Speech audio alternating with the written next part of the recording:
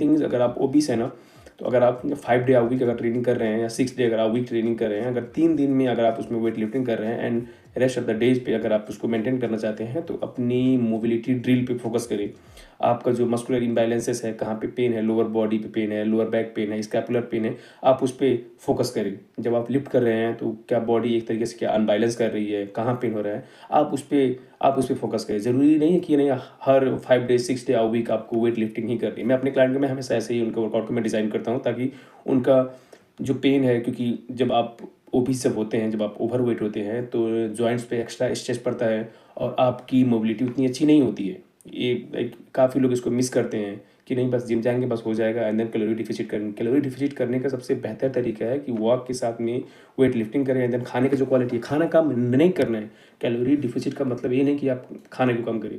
Calorie deficit का मतलब ये है कि अच्छे खाने के थ्रू उसको कैलोरी डिफिसिट करें। लाइक ऐसे फूड्स हैं जो कम खाने में भी आपका सैटिस्फैक्शन ज़्यादा वो बढ़ाए ताकि आपको भूख कम लगे।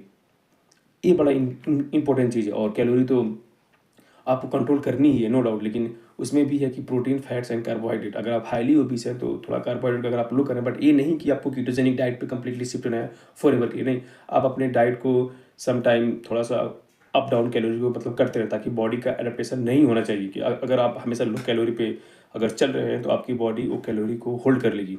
आपकी बॉडी आपसे ज़्यादा समझदार है, वो कैलोरी को सेव करना शुरू करेगी, क्योंकि उसको पता है कि तुम इतनी कैलोरी खाओगे तो बॉडी होल्ड करेगी उस चीज़ को। तो इसीलिए अगर हो सके तो अगर if you are doing for fat loss, खाली सोशल मीडिया पे बैठ के किसी का रील देख करके उस पे मत उसकी सारी सारी चीज़ों को फॉलो करो। एक अच्छे ट्रेनर को हायर करो जो न्यूट्रिशन हो एंड देन उसका ट्रेनिंग का अच्छा नॉलेज हो, उसको उठाओ एंड देन उसके साथ में ट्रेनिंग करने की कोशिश करो एटलीस्ट 3 to 6 मंथ। क्योंकि ये जस्ट फॉर फ्यू वीक की 1 वीक में 2 वीक में मेरा इतना केजी डाउन हो गया, वो होगा नो डाउट। कुछ हैक्स हैं जिससे डाउन होगा, बट वो कुछ हफ्तों बाद फिर से वो उसका डबल ट्रिपल बाउंस बैक होकर आएगा। इवन रिसर्च में इतना है कि अगर आप मेडिसिन जो आजकल के जो जीएलपी मोज़ारो वगैरह जो चल रहे हैं ना, फैट लॉस मेडिसिन, इनसे भी है कि अगर आप इनको लॉन्ग टर्म पर ले रहे हैं तो उसका एक डिसएडवांटेज अपना है, लेकिन आप जब इसको छोड़ते हैं तो आपका वेट बाउंस बैक होके आता है।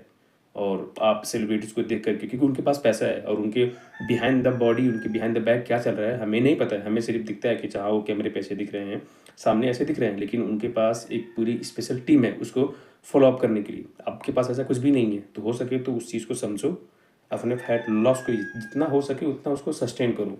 ये फ़ायदा रहेगा एंड देन ये लॉन्ग टर्म गोल है। ये नहीं कि आप 2 हफ्ते में उसको ख़त्म कर दें, बिल्कुल भी नहीं। आपका strength, stamina, motivation, muscle mass, skin quality, hair quality सब चीज़ मैटर करता है। फैट लॉस में ये सब चीज़ें मैटर करती हैं। माइक्रो न्यूट्रिएंट्स के साथ में आपको माइक्रो न्यूट्रिएंट्स पे भी ध्यान देना है। If you are female